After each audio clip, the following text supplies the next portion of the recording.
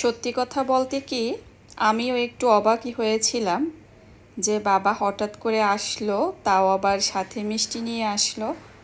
তো কি এমন খুশির খবর ছিল যে যার কারণে বাবা না বলে একদম মিষ্টি নিয়ে আমার বাসায় চলে আসছে। তো সেটাই আপনাদের সাথে শেয়ার করছি, আশা করি ভালো লাগবে। আসসালামু আলাইকুম। কেমন আছেন সবাই? আশা করছি আল্লাহর রহমতে যে যেখানে আছেন সুস্থ আছেন, ভালো আছেন। আলহামদুলিল্লাহ, আমরাও ভালো আছি। তো বাবা কেন হঠাৎ বাসায় মিষ্টি নিয়ে আসছে সেই কথা তো অবশ্যই শেয়ার করব। এর সাথে দুপুরে কি রান্নাবান্না করেছি আজকের ভিডিওতে এতটুকুই শেয়ার করছি। প্রতিনিয়তই তো যেহেতু ভিডিও করি, এরপরে সংসারের বিভিন্ন কাজ থাকে। তো যেহেতু চ্যানেল একটা আছে, ভিডিও তো দিতেই হবে, যার কারণে ভিডিও তৈরি করা। এই তো একটা এখানে আমি মাছ নিয়ে নিয়েছি, ইলিশ মাছ। তো মাছটার পেটে ডিম হয়েছে, সাইজগুলো বেশ ভালোই ছিল মাশাল্লাহ। আর ইলিশ মাছ যতই খাই তারপরও মনে হয় যেন যে অনীহা যে একটা ভাব থাকে না, সেটা কখনো আসে না। হ্যাঁ, একেবারে যদি ভালোই না লাগে হয়তো 2 দিন 3 দিন পরে দেখা যায় যদি আবার খাই তখন আবার ভালো লাগে। মানে ইলিশ এমন একটা মাছ যারা পছন্দ করে, কম বেশি হয়তো বেশিরভাগ মানুষই ইলিশ মাছটা কিন্তু পছন্দ করে। আর এটা তো বাঙালির জাতীয় মাছ ইলিশ। তো সেক্ষেত্রে আমার এইখানে একটা কথা মনে হয়েছে, যেমন বাংলাদেশের জাতীয় যেমন ফুল ফল বা মাছ রয়েছে, যেমন ফুল শাপলা ফুল, ফল কাঁঠাল। তো এগুলো জাতীয় না করে অন্য কিছু করতে পারতো জাতীয়, যেগুলো বেশি মানুষের পছন্দ। তো মাছের হিসাবে যদি বলি যে মাছটা কিন্তু যে জাতীয় মাছ করা হয়েছে এটা কিন্তু একদম পারফেক্ট। কারণ ইলিশ মাছটা পছন্দ করে না এমন মানুষ খুব কমই আছে।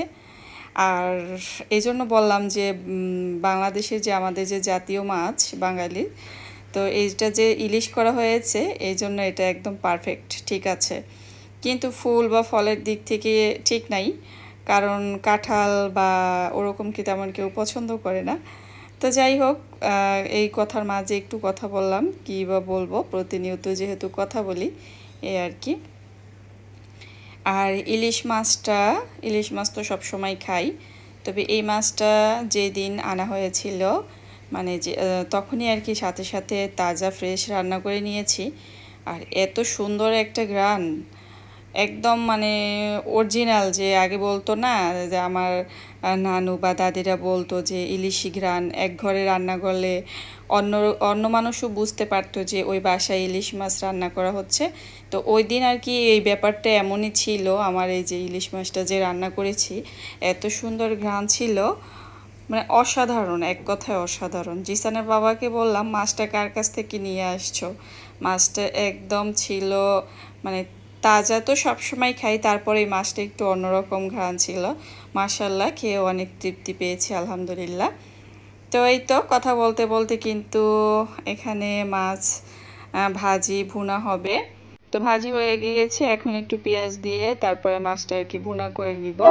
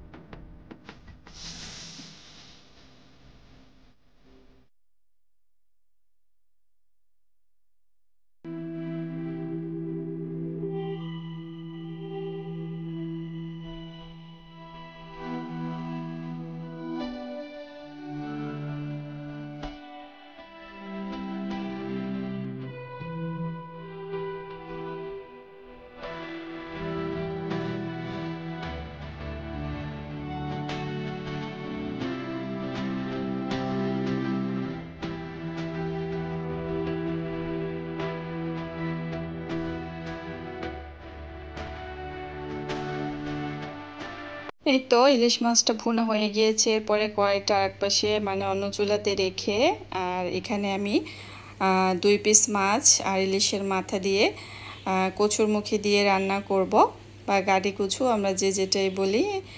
আর মেয়ের জন্য মাছ দুটো এর ভিতরে দিয়েছি, কারণ ওকে তো ভাজা মাছ দেই না, এই জন্য মানে তরকারির ভিতরে কষিয়ে মানে ওর জন্য মাছটা আর কি রাখবো। তো ওকে কিন্তু এভাবে সবসময় খেতে দিই, আর এটা কিন্তু ওর জন্য স্বাস্থ্যসম্মত। তো আসলে ওকে ভাজি করা মাছ এখনও দেইনি, ছোট মানুষ যেহেতু, এই কারণে। তো এখন মাথাটা কষিয়ে এর ভিতরে আমি যে গাটি কচু ধুয়ে একদম পরিষ্কার করে রেখেছি, আর এখানে কিন্তু আমি এটাকে হালকা সিদ্ধ করে পানিটা ফেলে দিয়েছি, নয়তো দেখা যায় একদম অতিরিক্ত একটা ভাব থাকে, পিচ্ছিল পিচ্ছিল ভাব থাকে। তো আমি সবসময় এরকমেরই মানে পানিটা সেদ্ধ করে হালকা তারপরে ফেলে দিয়ে এভাবে রান্না করে নিই। তো কি বলবো, রান্না তো সবাই পারেন, কাউকে সেইখানের উদ্দেশ্যে বলছি না, কারণ আপনারা যে রান্না করেন আমার চাইতে ভালো রান্নাই করতে পারেন। তো এরপর বাবা বাসা আসছে, যেই দিন বাসা আসছে সেই দিন রান্না করেছিলাম চিংড়ি মাছ ভুনা করেছিলাম, আর চিংড়ি মাছ বেটে মানে কাঁচা কলা সেটা দিয়ে রান্না করেছি। তো সেদিন তো আর ভিডিও করিনি, আর ওগুলো শেয়ারও করিনি। আর হয়তো বলতে পারেন যে বাবা আসছে কোথায়, তো শুধু রান্না বান্নাই দেখছি। এই তো দেখতে পাচ্ছেন আমার বাবাকে। আর মানে ভিডিও করছি যখন বাবা চলে যাচ্ছে তখন।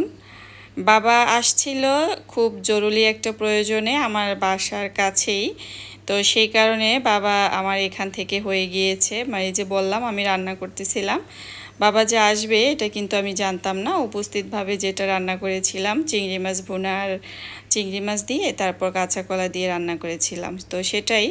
এছাড়া আর অতিরিক্ত কিছু করার সময়ও হয়নি, আর বাবা যে বলেছে আর কিছু করার দরকার নেই, এটা দিয়েই খেয়ে নিব। তো যদিও সমস্যা হয়নি, কারণ বাবাও চিংড়ি মাছ পছন্দ করে, এই জন্য আর আমি অন্য কিছু করব আর সেরকম ইয়েও করিনি।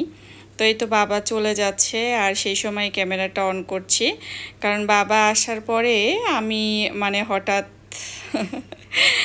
বাবাকে যেমন ভালোবাসি অনেক সম্মান করি, আবার সেই হিসাবে দেখা যায় একটু বাবা তো অনেক রাগী মানুষ, তো এই জন্য আর কি বাবার খাওয়া দাওয়া, বাবাকে খেতে দেওয়া, তো এদিকেই আর কি মনোযোগে ছিলাম। তো সেরকমের আর কি ভিডিও করি নেই ওই সময়, খাওয়া দাওয়ার সময় বা রেস্ট করছিল তখন আর করি নেই। তো আমার বাবা কিন্তু মানে এতটাই রাগী মানুষ, আমি মেয়ে হয়ে কিন্তু তার মতো হতে পারলাম না।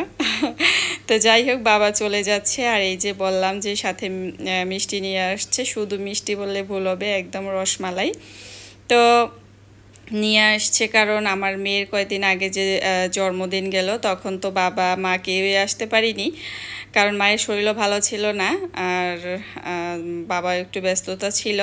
তো বাবা ভাবলো যেহেতু আমার বাসার কাছেই এদিকেই তার কাজ আছে, তো এই জন্য সাথে করে আর কি মিষ্টি নিয়ে আসছে। আর এখান থেকে কিন্তু ওই যে বললাম বাবা যখন রেস্ট করছে তাকেও দিয়েছি, জিসান খেয়েছে, আর এই মুহূর্তে দিচ্ছি আমি জিসানের বাবাকে।